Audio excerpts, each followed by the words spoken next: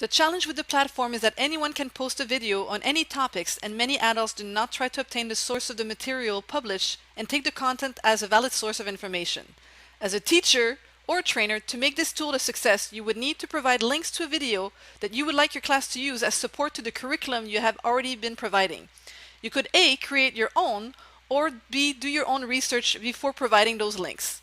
Another possibility would be to request your students to provide supporting material why they believe the video they found as being accurate, probably doing some research on the person that posted the video or the source of the material. By having the students do that kind of research, it will teach them to be better at pinpointing accurate information over made-up ones. Skype is another excellent way for adults to learn. Skype is a communication tool that allows users to make audio and video calls over the internet. Calls to the other Skype users are free. Skype also offers a computer-to-landline service for both local and international calls as a fee-based service. Similar to needing an email address to send emails, a Skype account is required in order to make and receive calls. Users choose a username which remains with them for as long as the account is active. Once the users have the necessary equipment and account set up, he or she can begin using Skype to make computer-to-computer calls. If both the account holders and the party on the other hand have webcams, they can make a point-to-point video call. Users can see each other throughout the call. If the connection is slow or if the user do not have webcams, they can still make audio calls. It is important to remember that Skype works computer to computer, not necessarily person to person. One computer may be hooked up to a large screen, and presenters' slides may be projected onto the large screen to a group of people sitting in a theater-style classroom. In this way, Skype may be used to teach groups of people. For teaching, it is key to know that Skype may be used to connect individuals, one individual to a group, or one group to another group. Skype is an excellent tool for educators who are tentative about using more sophisticated learning technologies. Its application as a personal communication tool makes it more attractive to those who struggle to incorporate technology into their classroom. Skype can be used to create and maintain relationships with prospective students. Skype's advanced features such as screen sharing, file transfer, and instant messaging makes this VoIP technology appropriate as a teaching tool. One significant barrier to online learning is that one effective and appropriate communications. All online courses need to clearly define the expected behavior and communication guidelines.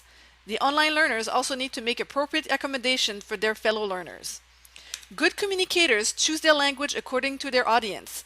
The salutation words and tone of voice used to speak to our family and dear friends will vary greatly compared to the ones that we use outside of our homes. The main difference with online communication is the audience is much wider, may not be clearly defined, and may change over time.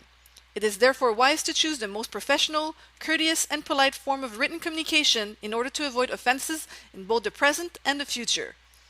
Virginia Shea's core rule for netiquette makes recommendation for online communication. Her rule number 5 and 6 is make yourself look good online and share expert knowledge. If we consider that any post or online communications are permanent, the potential audience could very well be the first impression someone forms about us. Online communications have the potential to impact our personal and professional reputation.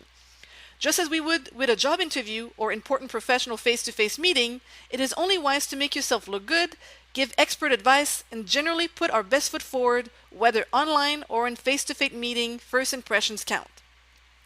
Participants of online learning programs also need to deal with technology. For a large number of adult learners, this is equivalent to learning a second language and can be overwhelming. Engelberg and Wines explain that researchers have found that the more experience people have with computers, the less anxious they are, and that they make recommendations to assist in overcoming such issues. Strategies such as helping the student master computer skills and offering reassurance and recognizing all achievements no matter how small.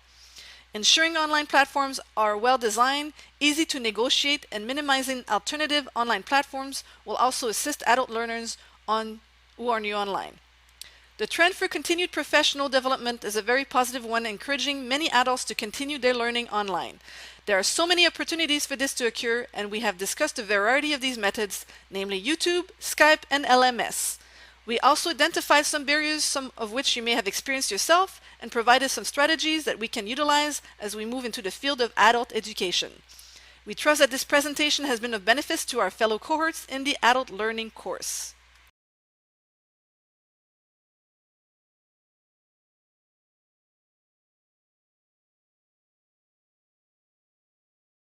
Free created using Powtoon.